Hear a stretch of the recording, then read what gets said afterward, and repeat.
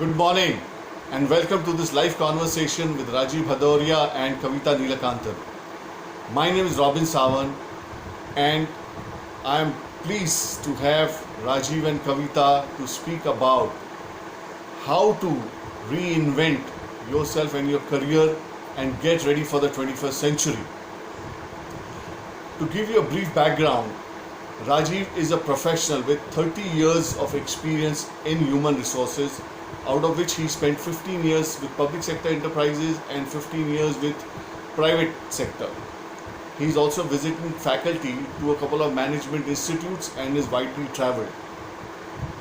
We have Kavita Neelakantan, who is an alumna of IIM Ahmedabad, has spent 18 years in talent management, talent development, coaching people who are going through career transitions. She also runs her own organization called Kavita. So Kavita and Rajiv, welcome. And I also welcome all the participants who are joining us for this live chat. Thank you so much. To begin with, I'd like to put this question, and it's to both Kavita and Rajiv. Given that you are HR and L&D professionals, both of you have spent such a long period of time in your respective fields. And when you look at it from that perspective, what kind of jobs are no more going to be available in the future? And control type of organizations. By that I mean where organizations used to have a huge layer of people simply to, in a sense, oversee things. And that layer is now likely to be enabled by technology. So technology will be in a place where it can actually make these processes far more efficient. And therefore, this kind of, these types of jobs, which are largely to do with command and control, they will start reducing in importance. And instead, a new wave of jobs which are more to do with very human skills of creativity, of communication and collaboration, these are going to become more and more predominant. And I think, Rajiv, you could add to this. Yeah, I think you very well put it actually, because going by what has happened in this start of the 21st century itself, there were trends which have created an overkill of technology. And this overkill of technology is very disruptive, and consequently market turbulence has come to stay. Now, this is the twin reality of what's going to continue in future. In fact, if at all anything that COVID crisis has done, it's fast forwarded most of them. Both as we kind of, resolve the current crisis, the kind of resilience we are able to put in, the kind of returning back to whatever was and whatever we can go to, and kind of, we have to reimagine the way we'll kind of, try to restart. And then how are we going to reform the current, context in which we've been working so that it is more aligned to the future prospects of growth. Rightly put in this context, because of the fast changing pace of technological disruption, what's emerging as the near possibility is that all that is programmable and predictable would definitely be done by robots for the sake of efficiency. So that's point number one. The two is that whatever is not, which means that whatever requires more of human interface, the emotional context, the decision-making context, the context of dealing with people one-on-one, that aspects or jobs related to these kind of skills would definitely be continuing to be done by humans. And the jobs, as you rightly said, which will require more command and control will go away, because machines anyways can handle processes better than human beings. And this is also a very, very good indication of the fact that, in the last 250 years of industrial revolution, what has happened is that probably human beings have been dehumanized, the assembly line operation, so that we were doing things which we are not necessarily supposed to be doing. Rightly said, the first, second, and the third industrial revolution, it created a lot of, speeding up of operations. It added to our physical capacity.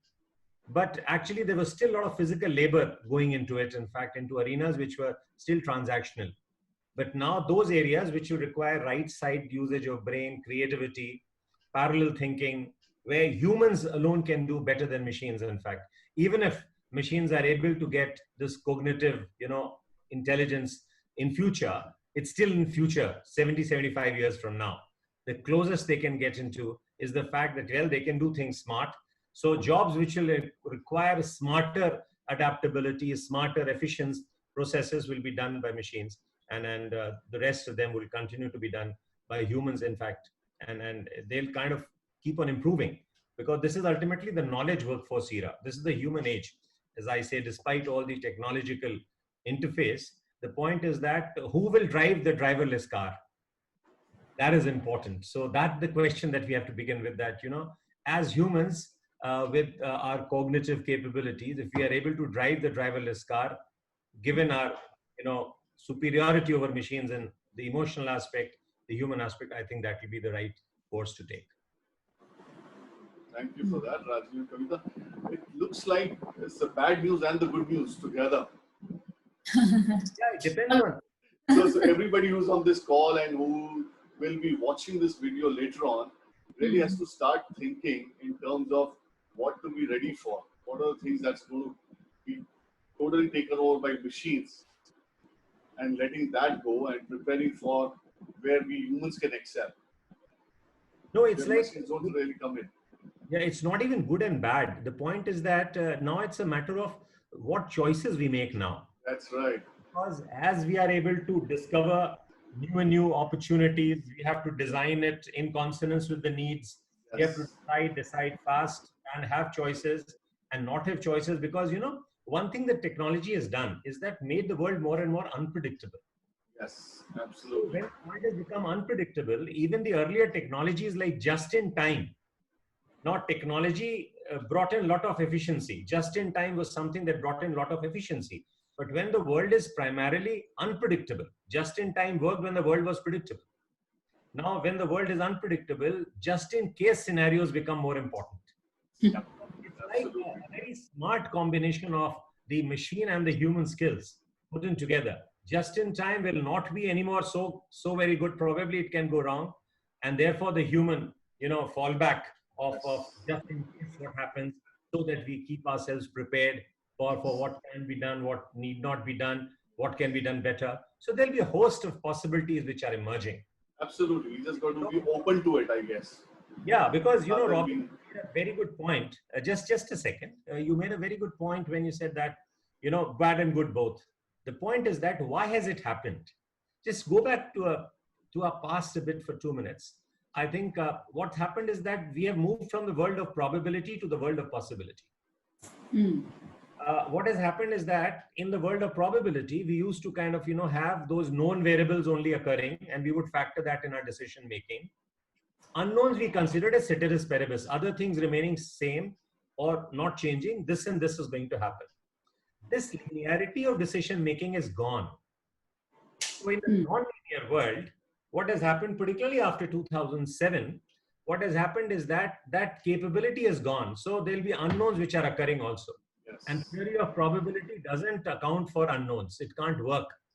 So therefore, this is a world of possibility. Now here too, in good and bad both. It's a world of possibility means that anything is possible. But the good thing is that there's nothing is impossible too. So from amongst the billions of problems, you can have billions of solutions. But all that you have to do is find one good solution to solve your problem, and you're done. Yes. So this technology has given us a lot of capability and competence and capability to handle this world of possibility also better. So we are moving into the world of exploratory world of possibility rather than the exploiting world of what was already known to us well. Yes. There has to be a fine balance. So taking this conversation forward, Kavita, something that you have been looking at for quite a long time. What are some of the emerging business trends? So I think the business trends, and in fact, they are a continuation of all the changes which have been happening in terms of the technological advances.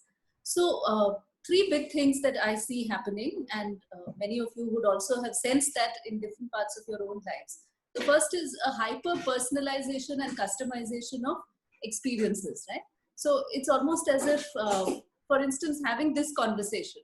So it's possible to create a 1 hour conversation around something which is relevant to this set of folks, right? And the technology enables us to become learners for exactly what we are interested in. So this is just one example. And just like this, we have, it's possible to now customize your education, your travel interests. So that is one big business trend which is emerging.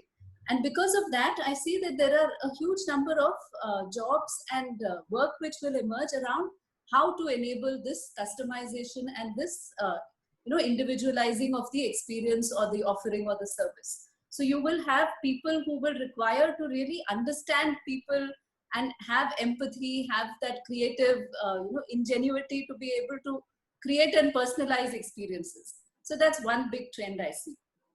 The second I see is towards the delivery of these services, right? So the delivery is largely going to be enabled by, as Rajiv was also pointing out, the technology, which makes it much more scalable. And the platforms are certainly here to stay. So we are also on a platform right now. So all of us are using the Zoom platform, and just like that, in almost every other business, platform-led delivery is going to be the future. It's already there. We are all, I don't think we can even imagine a world without a Swiggy or a Zomato now, right? Yes. And earlier it used to be so impossible to work from home. Yeah. And with this current situation, it's become possible. It has become possible. So Shrikant has a question. Now my request to everybody is, can you just hold on to your questions, make a note of it, and we will give you an opportunity to ask all the questions. So Shrikant, would it be okay if you just hold on, because maybe the questions that I have, they may just answer those, and you will find your answer in that. Yeah. Thank you, Shrikant. Thank you. Thank you. Okay. So the other question I think is very relevant with Rajiv is because he's been studying that. He was sharing with me on what sectors will artificial intelligence impact the most. See, to answer that question, Robin, we got to look at the context, in fact, in which all these things are happening. See, in the current world where there's an overkill of technology, there are trends that, in fact, digitization is going at its pace. In fact, what is happening and what is causing this digitization in technology and market turbulence to happen as a business proposition is the fact that the business driver today is continual change, which means change is now taking place exponentially at a pace hitherto unknown, in fact, on its own now. So that is one thing. So when things start changing at every given point of time, rather than over a period of time, it is used to happen, the whole thing, the linearity dies its death, and paradigm shifts have then to be adapted, upgraded, modified, and changed. Yes. Now, with this trend happening, the organizations and individuals working there, the workforce, the workplace, and the work is going to get changed.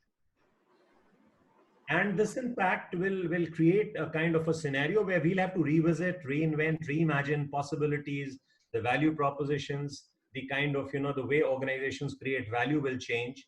And as Kavita was rightly saying, that we just can't do it with these kind of, sharing economy. In a sharing and caring economy, that is going to be the trend. But then production and consumption will have to continue. So there will be kind of a lot of things happening simultaneously. So it's not that the world is going to become roboticized. The point is that, and there's good thing that we have to remember, is that what is not still changing? It's where and how which is changing. Now let's just give an example. You have music, you have photos, you have videos, you have transportation, and you have hospitals. Now, all these are not changing. They still require and they'll continue to be required. Yes. But just see where and how they are changing is the fact that, music has changed from a gramophone to streaming to Spotify to now, iTunes, Pandora. If you see at photos, analog to digital to Insta to Snapchat. Now, that's how, where and how is changing. Not what. Photos remain photos. Yes. Videos remain videos, but they have changed from the television to your YouTube to Netflix to TikTok. Now, transportation from owning to driverless and to owning to sharing to driverless. Now, just see the trends which is changing where and how, and there's the particular method in this madness. It signifies something that we have to take cognizance of. Health. And we have seen it, and no better than the COVID crisis has brought it to the fore, that Hospitals may not be relevant, clinics may not be relevant, but it's the wearables and the apps which may be able to better start connecting us and kind of, helping the technology to reach, telemedicine, in fact, and telemetry, and all so many things which will help the hospitalization where and how. But hospitals will not change. The need, the human need, what will not change? So we have to address the why and how. Now, in this context, when you say that, what will be the future skills and the kind of future intelligence, what will be the jobs which will hold good, we have to again see it in a larger context. When you say that you have to be living in a 21st century adaptable world, I mean, adaptability would become a major kind of, competence. Agility, you're comfortable or being comfortable with ambiguity, starting to take decisions in a state of semi-dark, of unpredictability. I mean, those just-in-case scenarios rather than just-in-time alone. So just-in-time and just-in-case will work together. Robots will be doing what they do best, but humans would also be coboticizing. They'll work co-creating. They'll be kind of, cooperating. They'll be collaborating with robots to work. So now just look at the kind of, future skills firstly, let's see, for example. And the World Economic Forum has given us a set of future skills that would be therefore relevant. But before that, the kind of, the trends that are now emerging would be that, resource management skills, your technical skills primarily, would be less and less important. And they'll kind of, be required, in fact, to handle things which they have to. But what is more important is that life skills, generic life skills, would therefore become more relevant to us. Less and less of technology, less and less of physical abilities, but replaced with complex problem solving skills, your social skills, your process skills, your system skills, your cognitive abilities to cope up with the trends that will emerge. So if in this kind of context, we look at the future skills would then be like you're developing cognitive flexibility, which means, you are able to kind of be flexible in your approach, because, if you're too stiff and too unchanging, then you might have to break. Then your capability to negotiate, so negotiations will become very important for people, in fact, and therefore you'll have to renegotiate and negotiate your terms of living, because right now we have to save lives and livelihood, both. So now these we have to negotiate socially and economically, politically, technologically.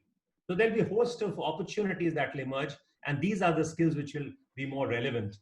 Rajiv, just to add, actually, this current COVID situation has given us an opportunity to do that. Things that we had never done earlier, we are actually doing it now.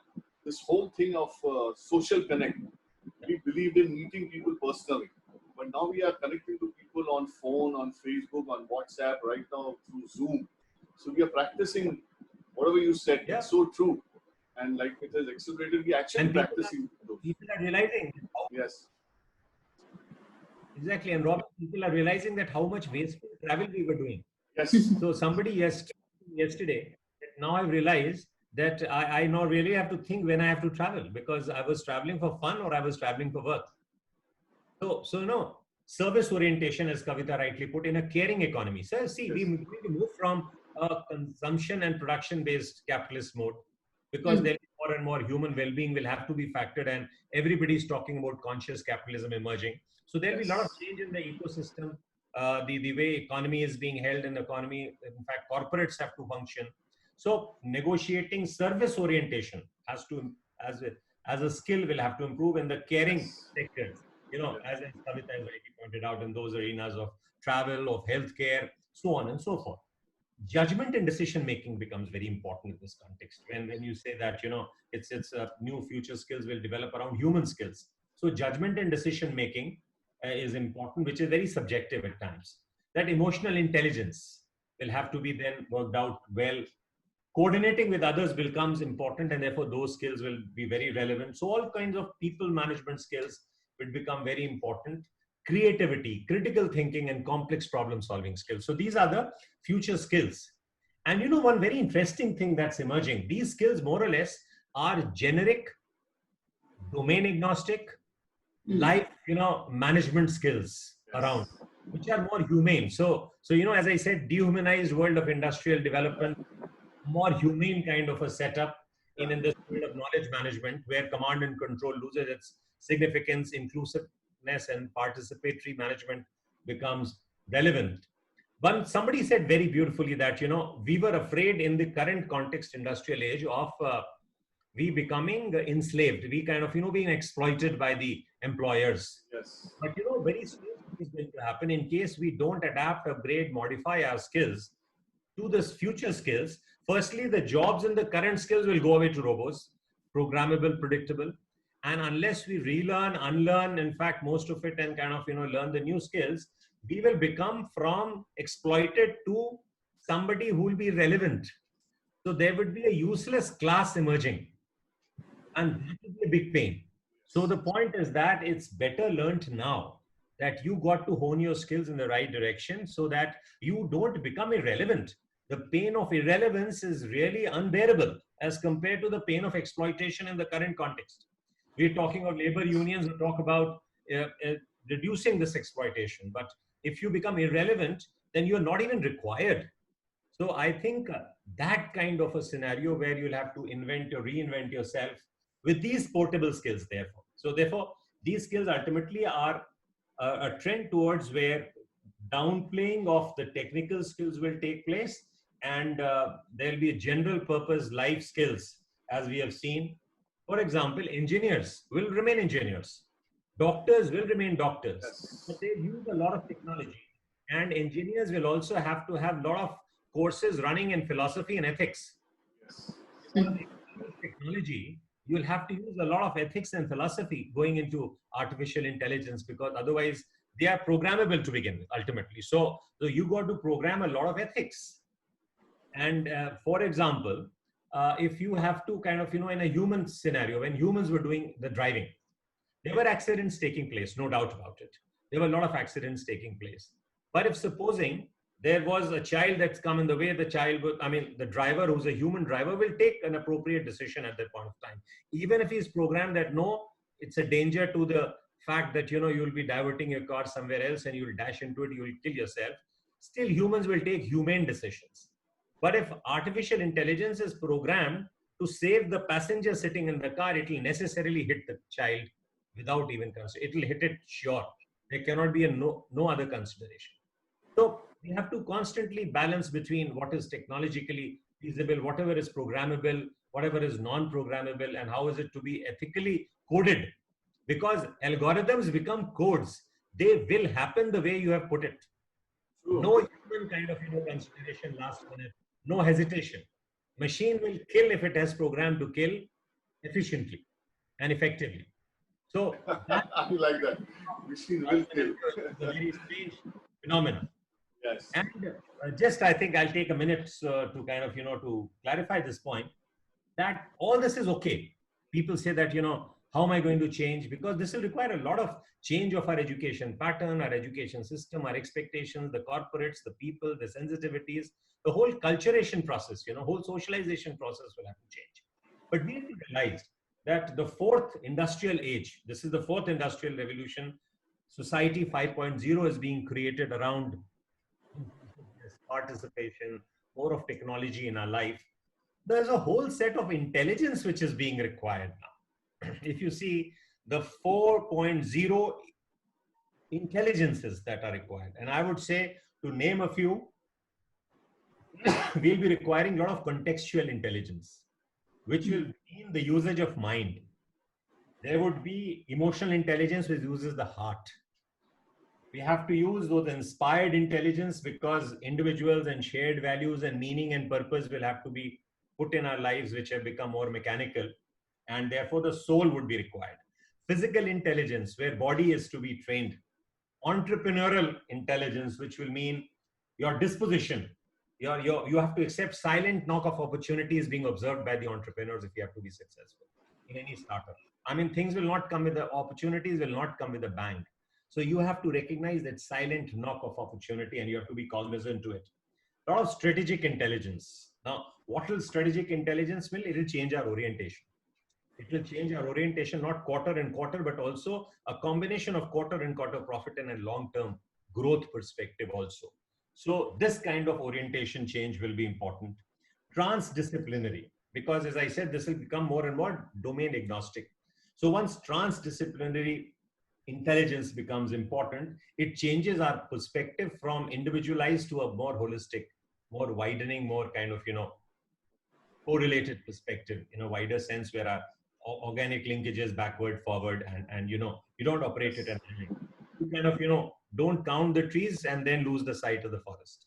So that kind of intelligence, ecosystem intelligence, because now whatever happens, we'll have to be very conscious that the technology which is going to go green alone will be of relevance. And as Kavita put it, people with that kind of sensitivity will have to be kind of, developing that skills and intelligence, because they'll alone remain relevant. And very important, as I said, Socratic intelligence, which is like philosophy, will also, because this COVID period, surprisingly, and the more and more I have interacted with people, I found that people have become philosophers. They have reflected a lot, and they've kind of, realized, and howsoever, these kind of things, जिसको बोलते हैं ना कि ये शमशानी वैराग्य हो गया है, हो सकता है, ये तुरंत चेंज हो जाएगा, ये शमशानी वैराग्य हो सकता है, बहुत जल्दी चेंज भी हो जाए, जैसे सिचुएशन नॉर्मल आए फिर हम वही भागा दौड़ में लग जाएंगे. लेकिन the Socratic intelligence will not go, because once you have realized, this will not go away, and those ethical principles of morals and values, this kind of intelligence also is something which is worth taking care of, in fact, and we have to kind of preserve this that we have got. So fourth industrial revolution is not only about technology like IoT, AI, ML, and big data analytics, where you become more efficient, but as a social context, as a more, in fact, as somebody said that, industrial revolution 1, 2, and 3, they increased our scalable efficiencies. They made our efficiencies more scalable. They kind of impacted our physical capacity or enlarged. But this digital revolution, this whole fourth industrial revolution, which is about convergence of the cyberspace, the physical space, and the biospace, it's very effective in creating a kind of coalescence, which will make, in fact, a lot of things which were unheard of earlier possible. And to add to that point, Rajiv, also what Kavita said in the beginning, that we can't see, we are not seers, but the opportunity now is that we're going to move from being seekers to seers. So far, we have been seekers all the time. We are seeking. But this whole COVID situation, this past 2 months, has really given an opportunity to what you said. People are thinking aloud, holistically, they are looking at their life. So it's an opportunity to start seeing. So move the whole thing from being a seeker to a seer. Yeah, but I would say so that you can see. But the moment you become a seer, then you get a tendency to have a status quo. So we continue to be seeking and seers together. So it is like, it never should end. So That's right. If we continue to be perpetual seekers, because the more and more we know in this world, the more and more we realize how less and less we know about what more and more we need to know about. True. It's a world of possibility where scenarios are just emerging. We don't know what we don't know. So we continue to have that exploratory, I think it was Albert Einstein who said, if you draw a huge circle and somebody asks you a question, how much of all the intelligence that has been there in the past is in the current and in the future, how much would you know? And if you say that one point, he said even that would be arrogance. Yeah. Even that one dot is arrogance on your part. You have no idea. And most of this is in the domain of you don't know. Yeah. That's the blind spot we have. Very True. So building on what you said, Rajiv, Kavita, the question to you would be, as somebody who's been looking at jobs, careers, transitions, new things coming up, what new jobs may become possible then? Okay, so I'll talk about. So you answered that question, but if you can give some examples, that will help. Okay, right. So first I'll talk about how the different new types of jobs which will emerge as a kind of the classification of what kinds of jobs will emerge. Okay. Yes. So I think the first is that we'll have to understand that as we've been speaking about technology enabling, but that doesn't mean that the human side of will have to go away necessarily, and that there will be a bleak future with no jobs. So the waves of jobs which will be created will be about adding a human layer to whatever is enabled and possible and scalable by technology. in the context of that creation of that personalized and that customized experience that we are actually already moving towards. So that the layer of jobs will be towards this human enablement. I mean, this human angle will be about taking that technology enabled offering and then really delivering it finally to the people at hand. So to give an example, for instance, now we're all in the stage where our children don't have to go to school anymore, right? So that's causing a lot of stress perhaps for us as parents, and also perhaps for the schools, because they don't know how to engage with the parent community. Earlier, what was the role of the school? Why were we sending children to schools? Because the school was, in a sense, it was performing not just the learning part of it, but also it was the administrative aspect of the school, which was the reason why we needed to send our kids to school, right? That the administration of an exam is done via a school. The creation of a curriculum is done via the school. So those aspects were all perhaps taken care of by the school. But now it's possible to unbundle a lot of these things, right? So that if you go to a Khan Academy and online and you search for the right kind of lessons for your 6th grader or 9th grader, you'll find relevant material, right?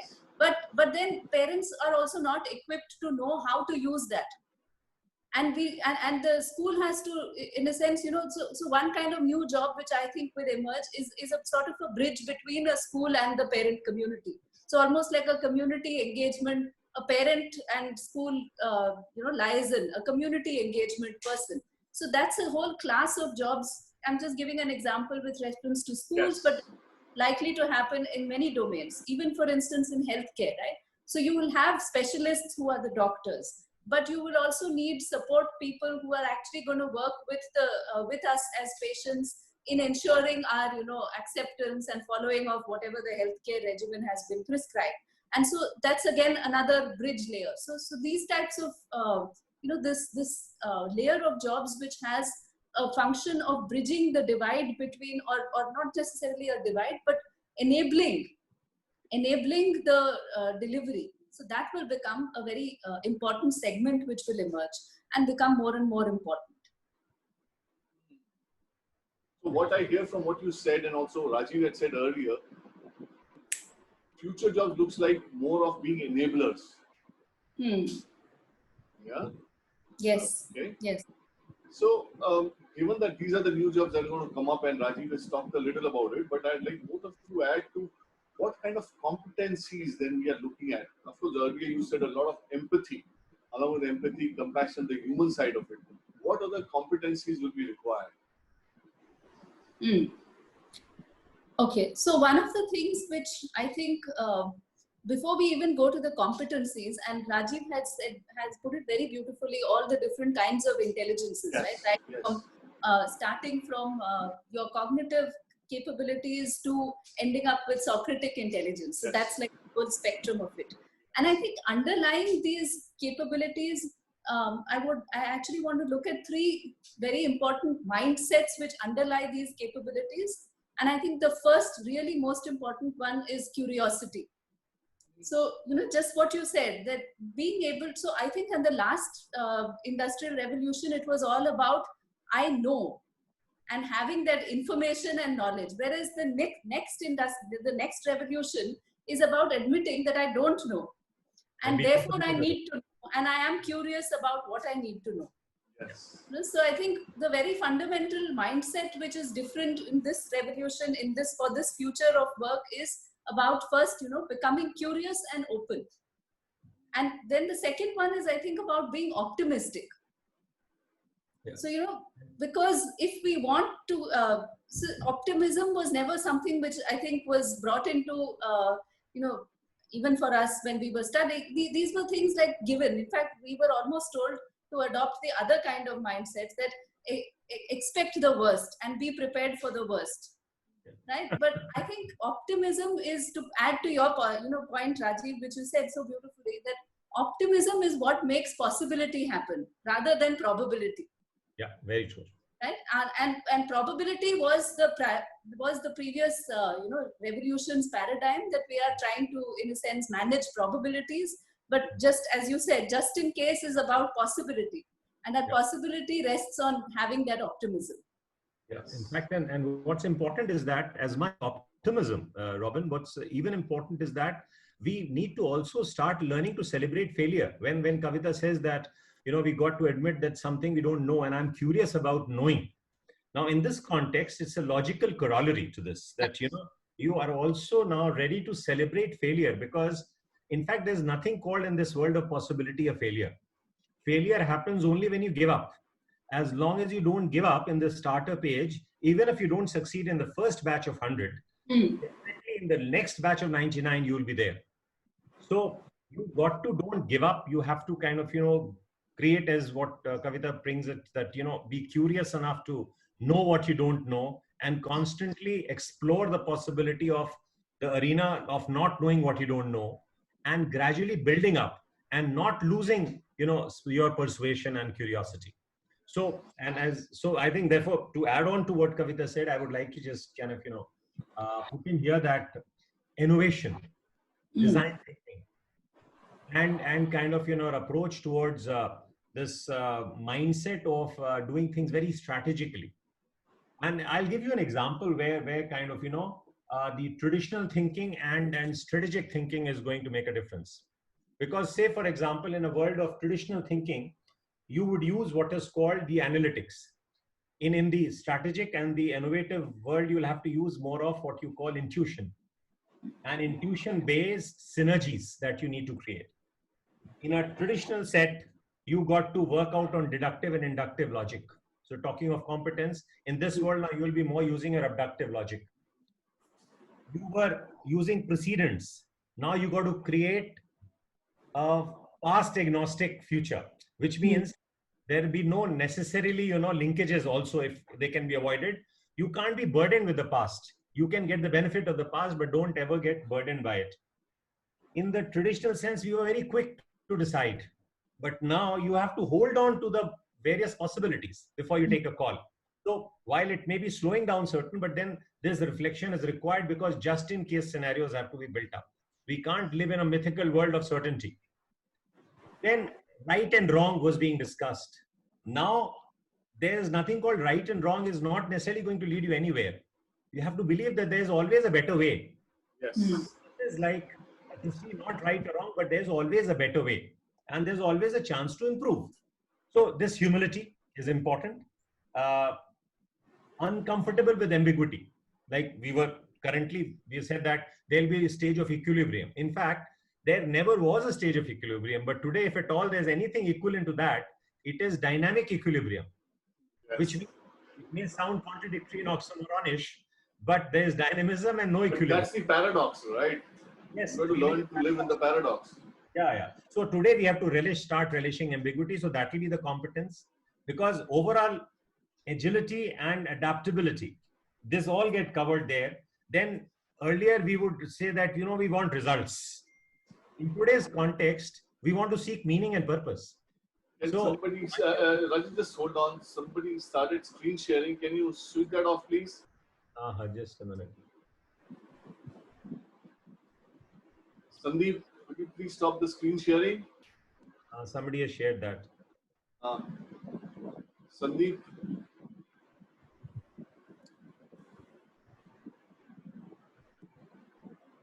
I hope it is not one of those interventions that people were kind of, apprehending.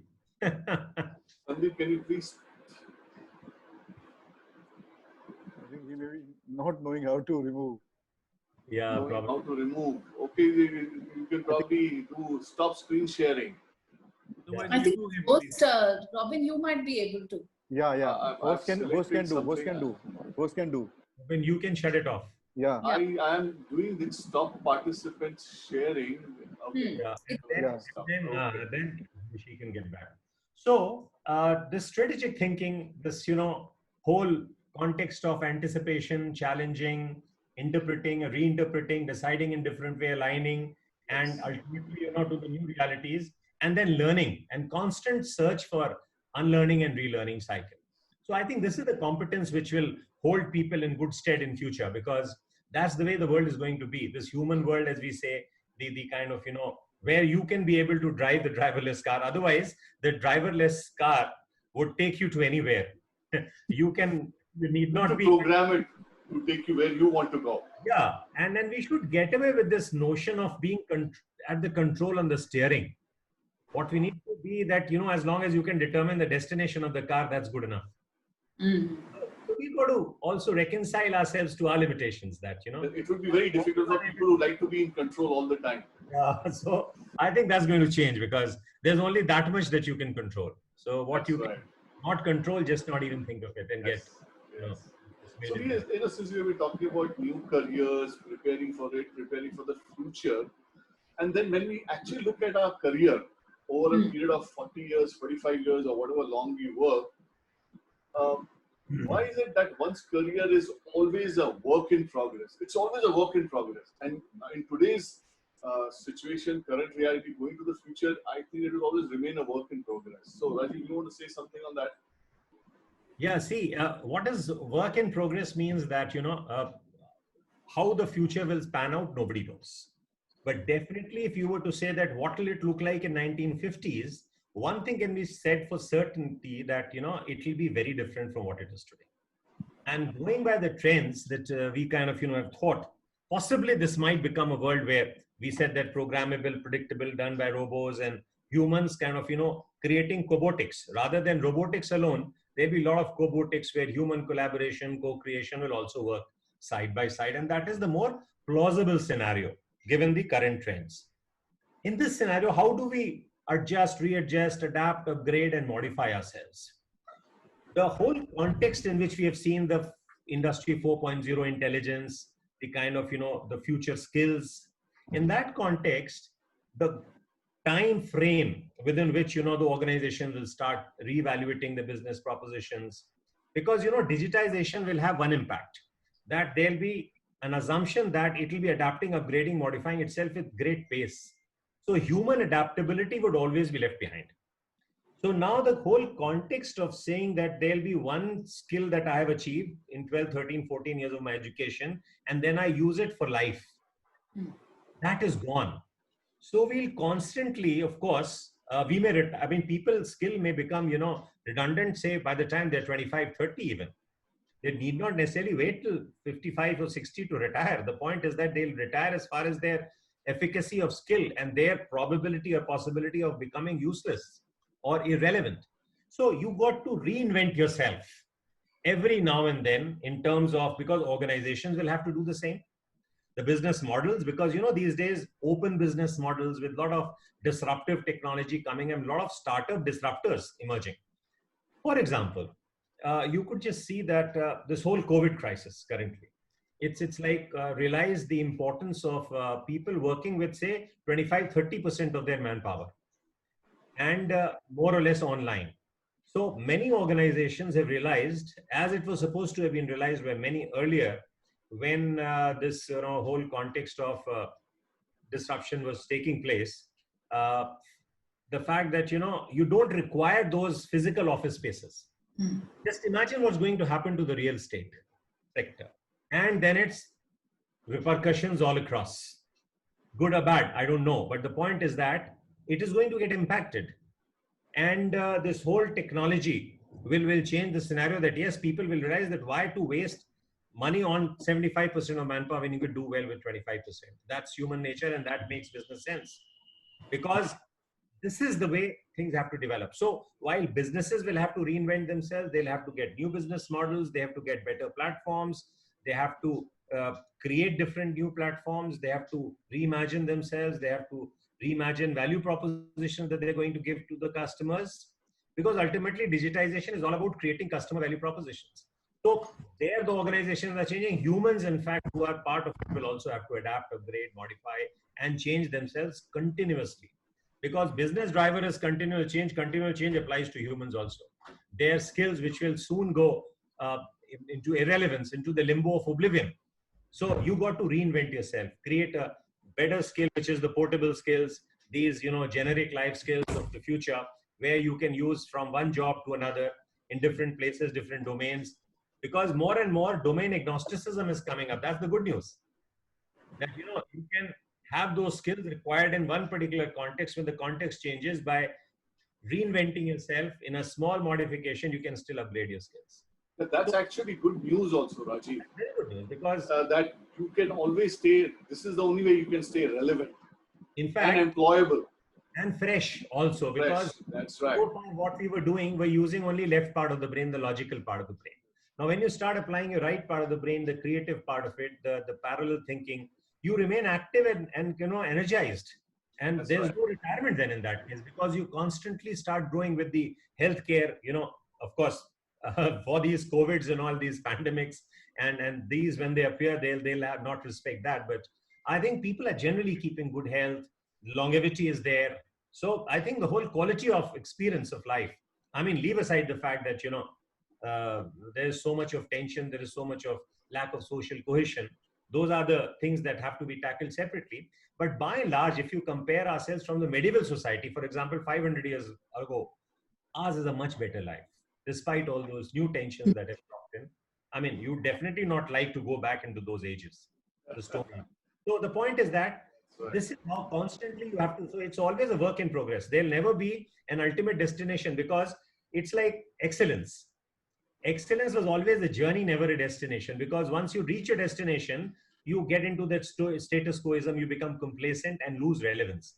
So we constantly reinventing yourself, honing your skills, realizing that yes, you will never reach that end, but it's always, you're reaching towards that prototype. So that constant effort to improve yourself efficiently, speed, efficacy, probity, and so on and so forth, you develop yourself. So this is a work in progress forever, and it's good for us as well. So this actually proves the saying that life is a journey, not a destination.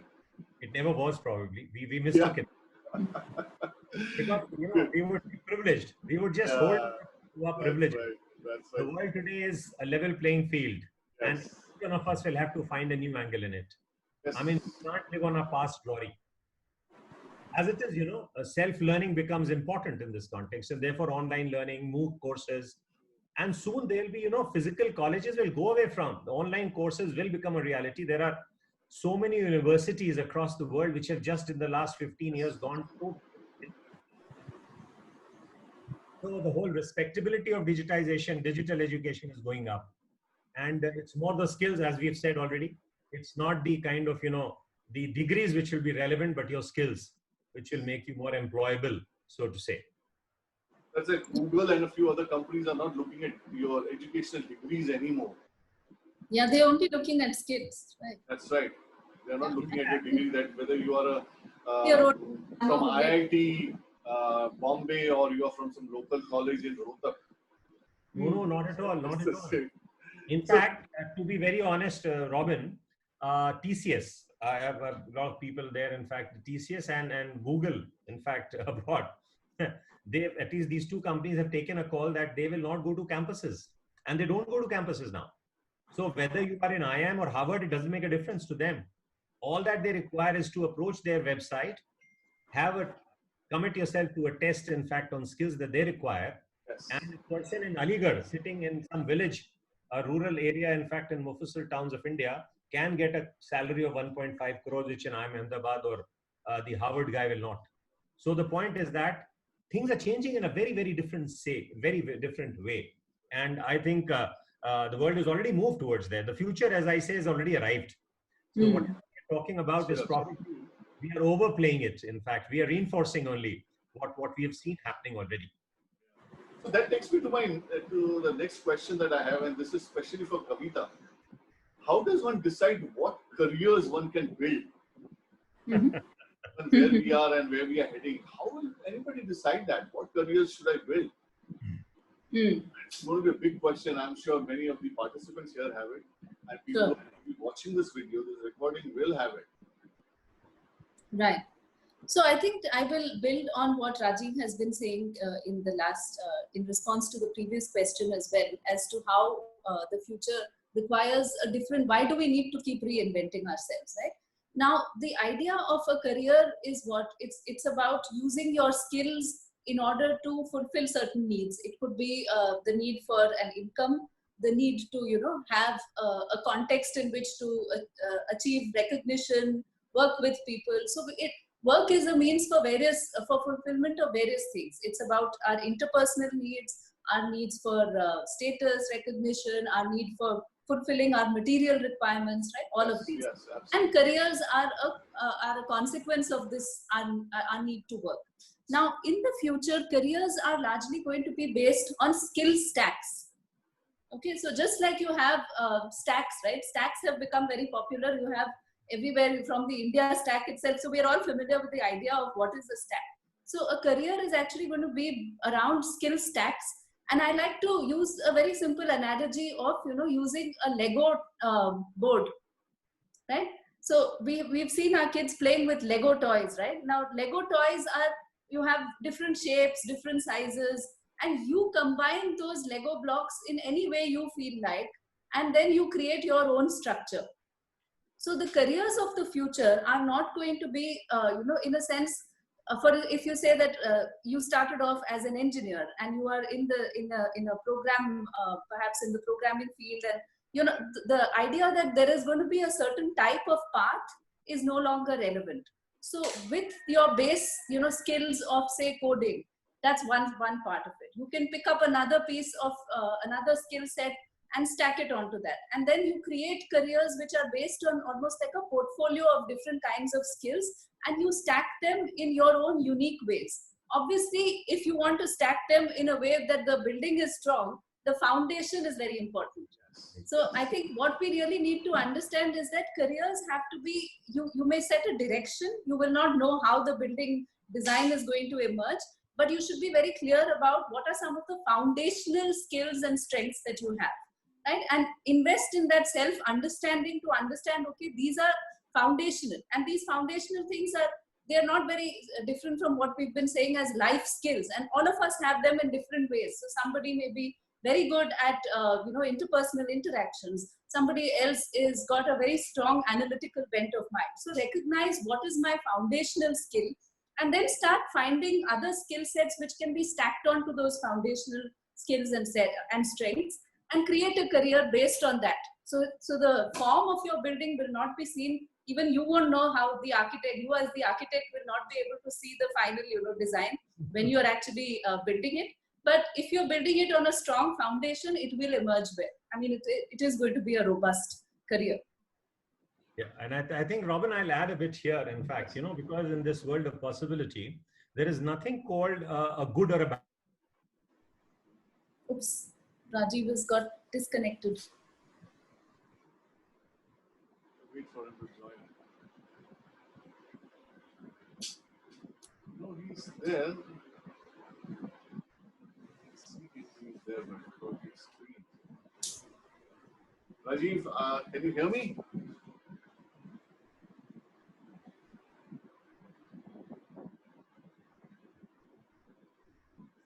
Rajiv, we can't hear you if you're speaking. I will just try to contact him on a message. I can give him a call. Let me give him a call.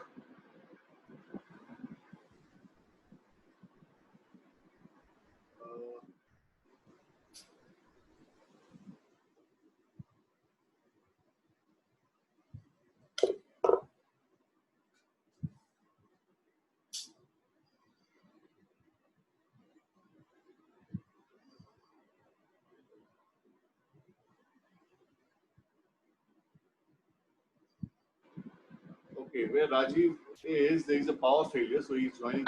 Yes, there's a storm which is suddenly. Yes, I know. My main door was banging some few minutes back. So even if you see, the climate is also all uncertain now. It's hot. Suddenly there's this storm. Now it will rain and it will become more humid. So till the time Rajiv joins in, Shrikant, you had a question. So why don't you go ahead and ask that question anyway?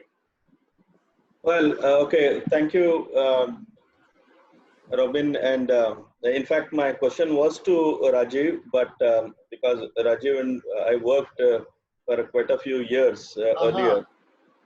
So nevertheless, I think Kavita can immensely qualify to answer my question. COVID has given a very different kind of a unique situation we are in. Nobody expected this kind of a worldwide lockdown and all this kind of a situation. Or whatever proactive approach, what we keep saying that instead of reactive, one needs to be proactive. Whole thing failed in this situation. Nobody anticipated this kind of a situation. So my question is, you know, Rajiv was talking about just in case instead of just in time. Now, in these kind of a just in case, a lot of theories are, coming up that it's not that this COVID has come now. All of a sudden, it may last for another few months, and everything will be fine. Not necessarily, in my opinion, because another pandemic can come with another kind of a thing, either designed or unintentional, or it can be any other such catastrophe which we can't even think of. So I want a very simple question is for the industry, especially MSMEs, for them in the short term and near term, anywhere between 1 to 3 years is more important. We talked about so many things which are 5, 10, 15, 20 years ahead. But if I don't survive this 1 to 3 years, I'm not going to survive 10 years, 15 years, 20 years down the line. I can survive certainly 6 months to 1 year, but I will not be able to survive for 3 years kind of a thing with this kind of a economic situation. So as a for a small and medium industry, what is that we need to do? Because people are saying, okay, let's cut the salary, let's trim our workforce, let's streamline, let's tighten our belt, let's not invest anything in R&D, let's not do this, let's conserve.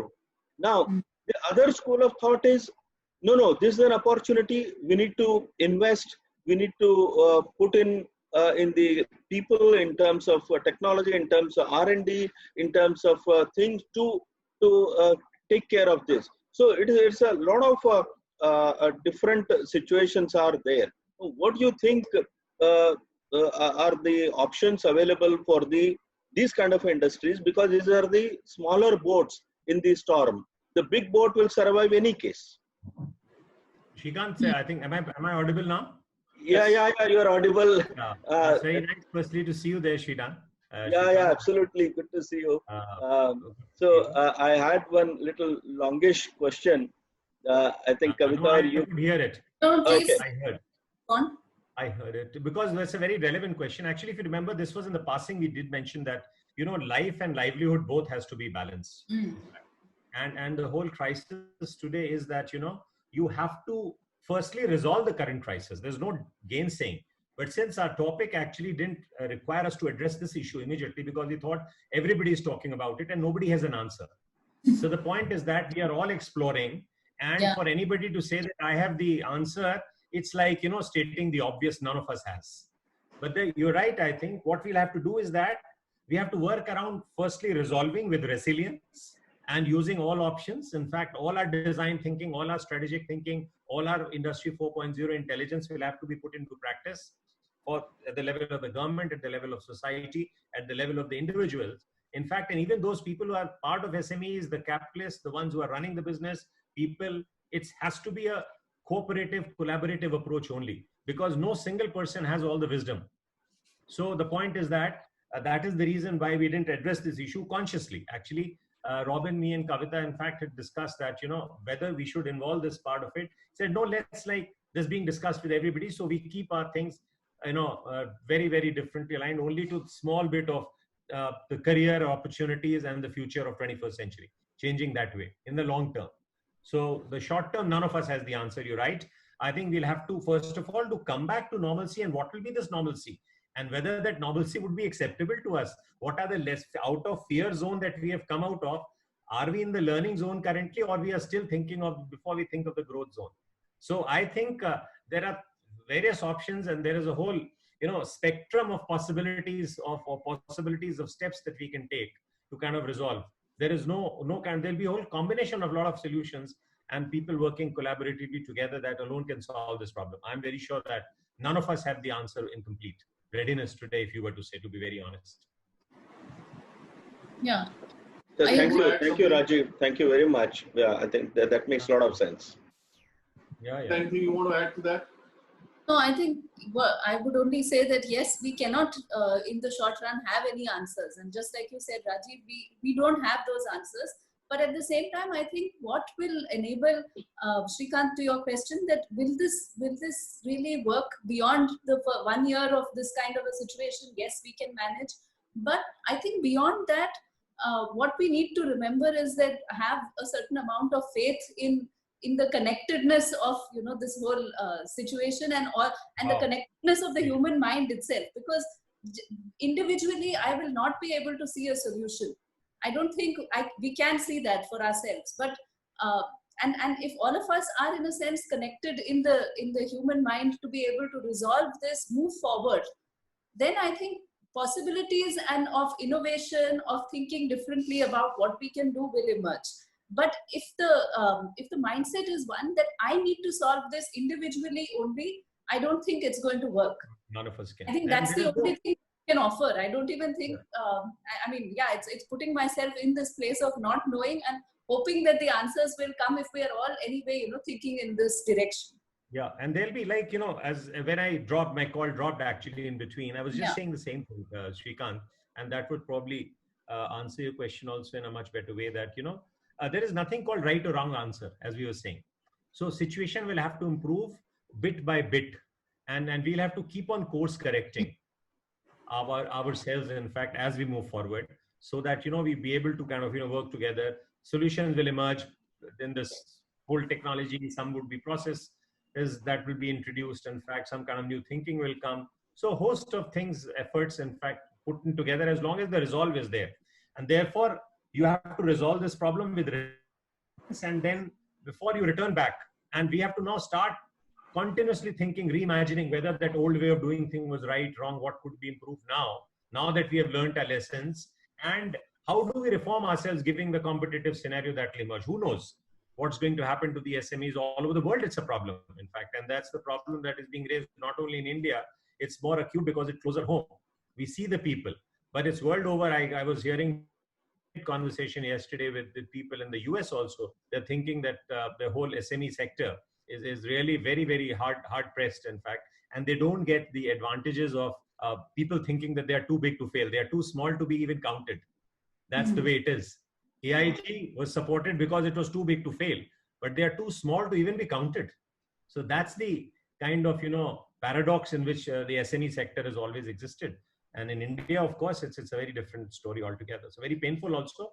But I think that's how, what Kavita says, that our resolve to come together, and then depending on how things happen, without a preconceived notion, we have to use our design thinking skills. We have to use, our mystery solving capabilities, getting the right heuristics, and then evolving the right algorithm and code for solving the problem before we kind of, think that we have an answer. We don't.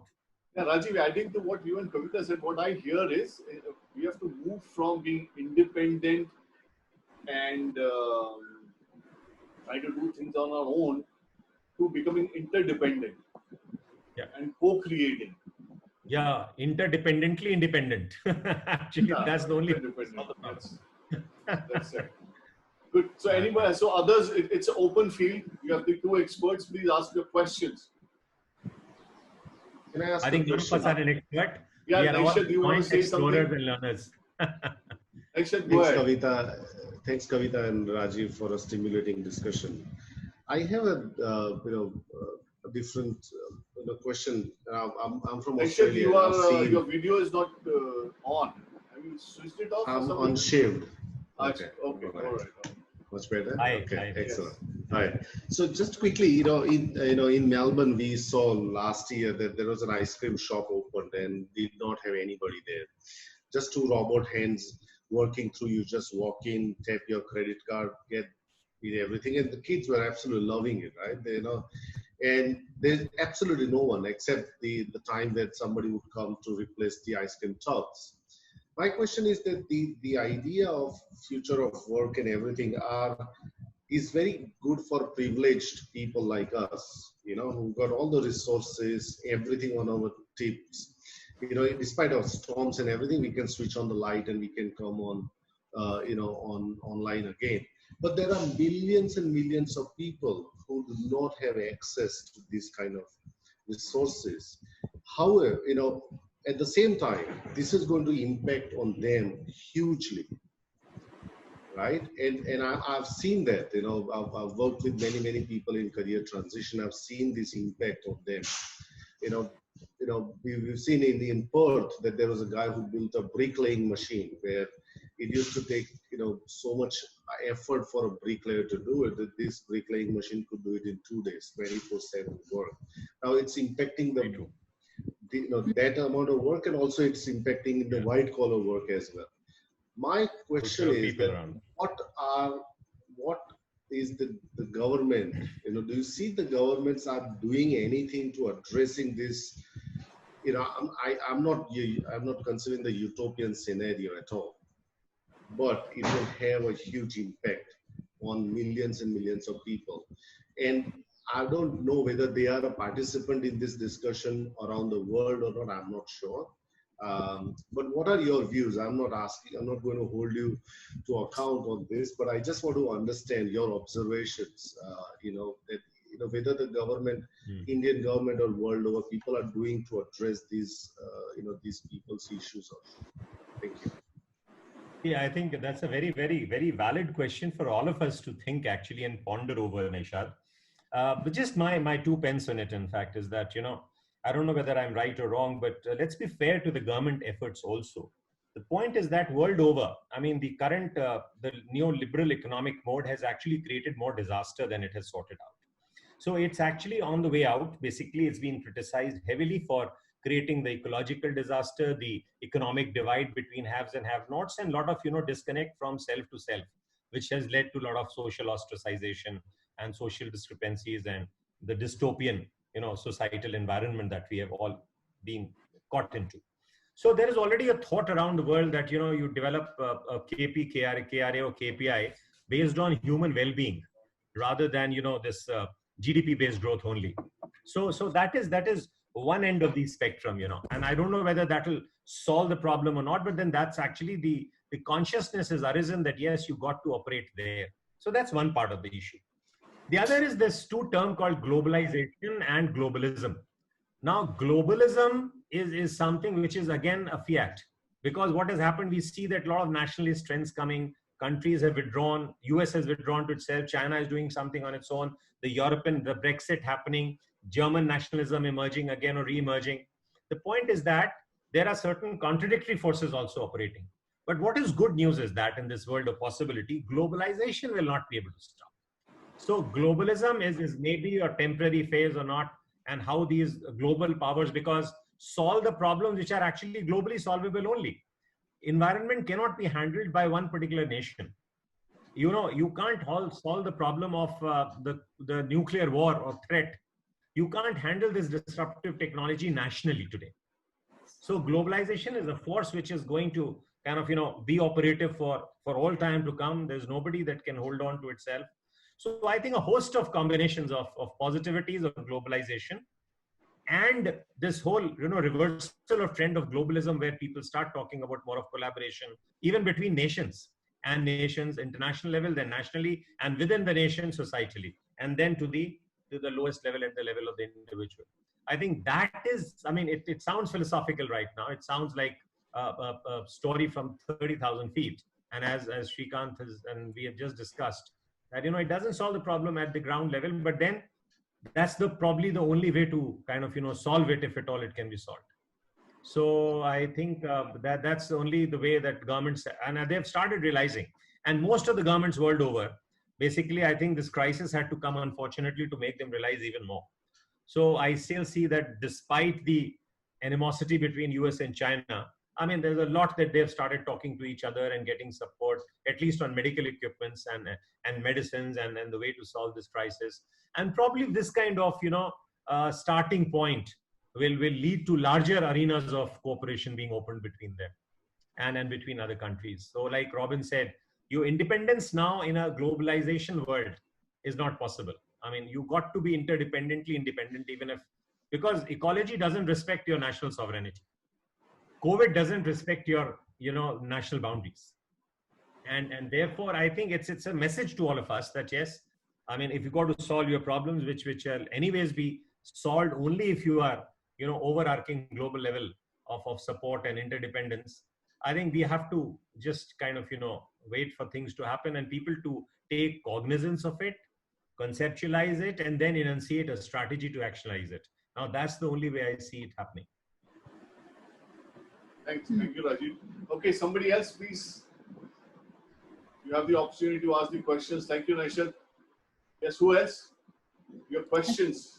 A chat question which I had seen. Yeah, you I can think chat. I think Yeah, yeah. I think there's one question for Rajiv sir. He's my boss. He's my mentor, and I think I'm meeting first time, madam.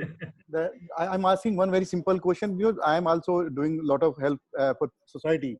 Now, what is the role of new HR? After COVID, there's a lot of responsibility on HR, not as a HR person inside the boundaries, outside the boundaries.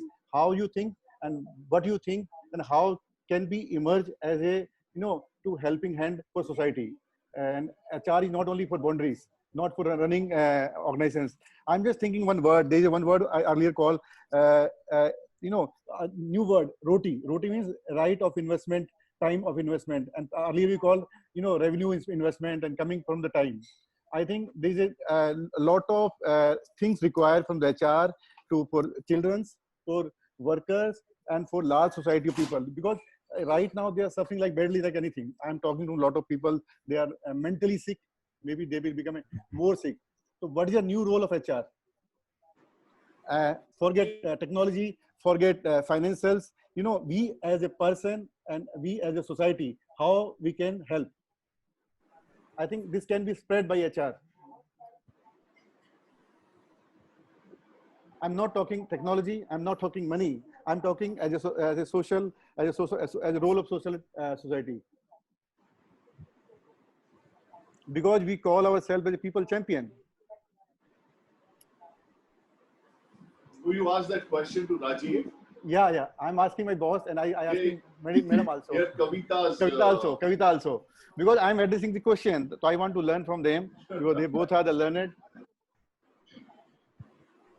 So Rajiv, you want to respond first?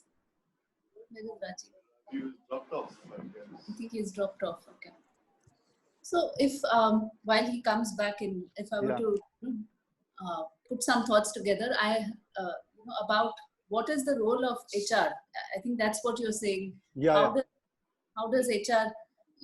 In fact, I see that this is a great opportunity for HR, for the HR fraternity to reimagine and reinvent themselves. So until now, if you look at the previous 2008 last great financial crisis, right? That was the crisis where the lead was taken by the CFOs in solving or being able to deal with that crisis. But now the lead has to be taken by the CHROs and accordingly the HR fraternity. And I say that what it involves would be more of at this point in time, changing the way that we view ourselves as people enablers rather than. So I think one thing which happens a lot is that we also in the HR community, we think that we have to take responsibility for people. Yeah. Right. And fine. It's almost like just like what we do with our children. And I keep coming back to this because I like to relate it to our everyday lives, right? All these whatever is happening in our experience, in our domains of experience, they're not very different, right? So we take responsibility and we think that we have to be able to solve the problems. But I think at this point in time, one thing which would perhaps help is for us to also understand that we are as human as the others. And हमारे पास भी answer नहीं है. मतलब, the HR person, rather than being a problem solver alone, can I just empathize and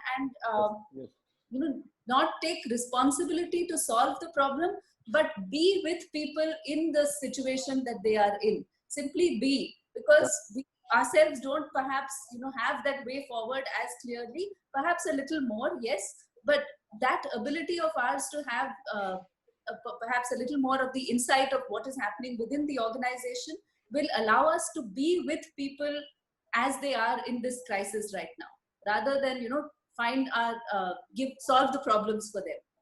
I think Rajiv, you would be much better placed to answer this. Into Aman's question, I think.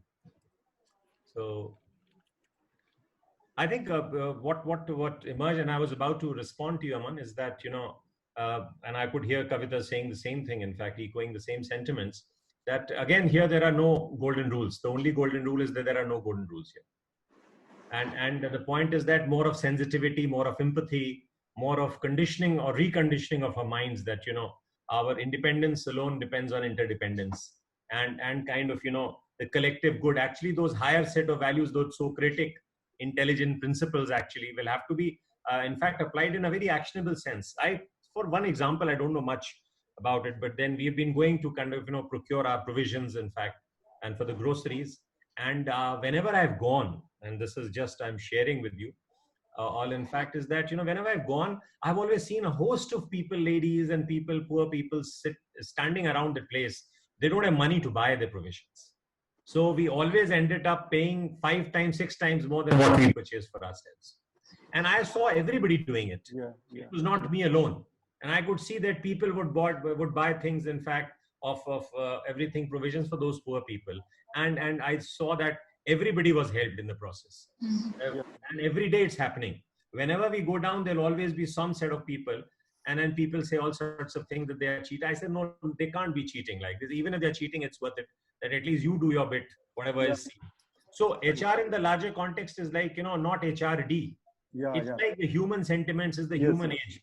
It's the modern age where we become more responsible to ourselves, to society, to our workplace, to our organization.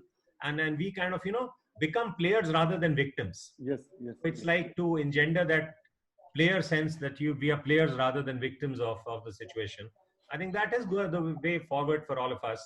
Why only HR? I mean, it doesn't mean that with HR department only there's a monopoly for human value. So human value. I think you're right, sir. But I think lot of people, when we work for corporate or we work for society, lot of people see ourselves as a, for us as a psychologist or a treatment for human nature.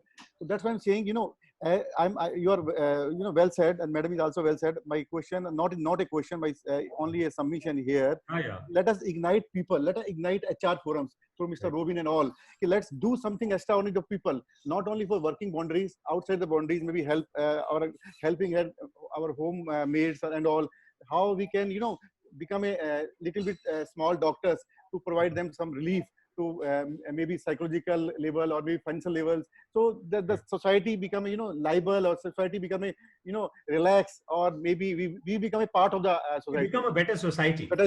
Or yesterday information. Yesterday I understand. So yesterday information. Robin and Kavita are already involved in a they are kind of a mechanism where the youth theory of transformation of Otto Scharmer. And I understand. Robin does it in a big way. In fact, and I also kind of, wanted to contribute my bit, but have not been. But we are all doing in our own ways. But I think it's still too much of a far cry. It's like at the level of the collective. I think we should also look at questions from other people. Yeah, please. So, Aman, I'm just going to go ahead. There is a question from Fauji, and before that, there was a question from, I think, Parmeshwaran. So, if you see it in the chat, you see the question from Parmeshwaran and from Fauji. So, you can take on Parmeshwaran's question first, and then we can come to Fauji. Video on. Yeah. So respond to her second part of Parmeshwari's question, which is about what do we see education, and I'm reading out her question. Education has been transforming from paper to tabs and laptops. Now what next? Okay. So I'm answering because she's also addressed that question to me. I think, as I was saying, education will be about cultivating and continuously nurturing our curiosity. So the format, as you said, has moved from, paper, and that's just as Rajiv was saying, the means will keep changing. So just like we moved from photos remain as a category, and now we've reached Snapchat and Instagram, right? But education as such will be understood as a cultivation of your curiosity. And if we are guided by that understanding of what it means, then we will seek out the different ways in which it can serve our needs. If we, are looking at it as satisfying and engaging the learner in us. So it's about having that, kindling the flame of that learning and desire to learn within me. And that is what education is going to evolve towards. It is, in fact, in the last perhaps century or so, I would say that education also became largely this consumption driven, that, okay, if we are, paying this kind of fee, then this is the kind of educational institution you can aspire to get into. But now, in fact, all that is changing, and it has already changed. And we were speaking about, even instances of the largest organizations like Google hiring from this unknown places, simply because there is no barrier to recognizing that this person has actually invested in his or her own learning and created that skill level in herself or himself to be able to then, rightfully seek an opportunity like that. So education is going to be about creating and nurturing that curiosity from the side of the learners, and from the side of the delivery and the service providers. Education will be about enabling this, satisfaction of this curiosity and this desire to learn. So how do I create offerings which can, in a sense, cater to all these different types of learning needs, and how can I do it in the most responsive, friendly, relevant way to meet the needs of these learners? Parmeshwari, my apologies. I read it as Parmeshwaran. So I said Parmeshwaran. Okay, there's another question, Fauji. He's asking, my question is that whether after post-pandemic of COVID-19, the technical sector skill, that the information technology plus the manager's skill still be in trend or not? I think Rajiv has answered that question earlier. Yeah. Yeah.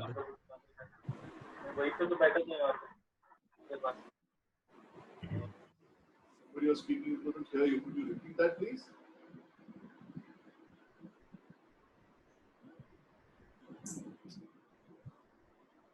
Okay, anybody, any other question? Please ask your question. You don't get two experts like this together. Yes, I have a question. Hello everyone, I'm Tanvi Bajpai and I'm a student in Defense and Strategic Studies. My question is to Rajiv, sir, that there will be a lot of layoffs in the times to come, and everything being online uses a different infrastructure. How are we going to address and balance the layoffs in such cases? Okay, the layoffs firstly, in fact, will take place not necessarily because of COVID or anything, or the kind of, the trends that are emerging necessarily in the way that we might think. We don't know exactly as to how things are going to pan out. But yes, if as the trends emerge, and we have said it during the course of this discussion today also, that the trend is towards having leaner organizations, smarter organizations, with prioritization of organizations, the processes becoming more efficient. So there'll be people who will be rendered, I would say, if not irrelevant, at least not required at all, not relevant to those jobs that they were doing. So this whole process of reskilling and all will have to be taken up. And I think the government also at its own level, and various NGOs and various people at individual levels are kind of, taking skilling very, very seriously, because you have to reskill everybody in the sense that, you have to get the demographic dividend even in the Indian context. If we require 500 skilled workforce by 2025, where are these people going to come from? And that to adapt to the new future skills that are going to emerge. So even in things like, related to something as good as people involved in the construction sector, for example, the masonry, the kind of carpentry, the welding, even these are also at a very smart level now. So the whole context of this whole old versus new will have to be thought through. In fact, and it's not an easy option, nor that, online would be the only thing. Everybody would not become a gizmo only. I mean, everybody is not going to get employment only in the sector by becoming an IoTized engineer, programmers, or people. There'll be very limited requirements, in fact, for that. But the point is that we have to, all of us, like Kavita was telling when she said that, how are you going to choose your career in the future? You got to get away from that notion of things that, only medicine or kind of, technology as engineer are the only options. The point is that there are a whole host of possible opportunities in the biotech, in the genetic sector, in the new emerging frontier technologies, as well as, caring sector like the healthcare, the kind of, the travel industry, which will require more human intervention. So people will have to explore, in fact, and re-examine themselves, see their own strength, what they are good at, and then kind of, very objectively determine exactly as to, from the emerging, possibilities, where do I fit in? And the good news is that this world of possibility creates and gives you so many options. There is nothing called, you having failed, but you can keep on course correcting, and then you can get to the right approach, in fact, and right job or right career of your choice over a period of time. So again, rightly said, there are no right or wrong answers, but I think there's always a better way to improve the situation from wherever we are. And I think that's the mindset with which we'll have to work today. Because if we look for any given right or wrong answers, I think we'll be looking at a lost needle where the light is, rather than the place where needle is likely to be found. Thank you, Uncle. Thank you. So one last question. So who would like to take the opportunity? Please unmute yourself if you have any question, because I don't see anything else in chat. Oh, there's something from Somen. No, Somen is just saying thank you.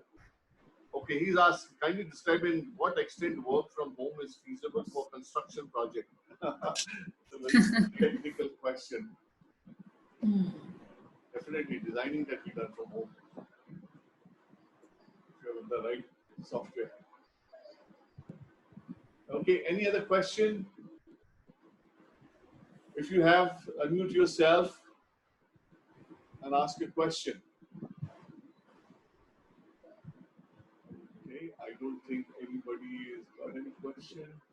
So we can call it a day. Shall we? Okay, we can do that. So in the closing, I want to say a few things. So everyone who's come on this call, thank you very much for participating and being engaged.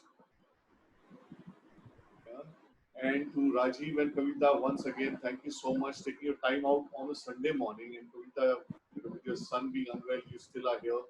Truly, truly appreciate that. And Rajiv, thank you. And both of you for the lovely points you made. Thank you.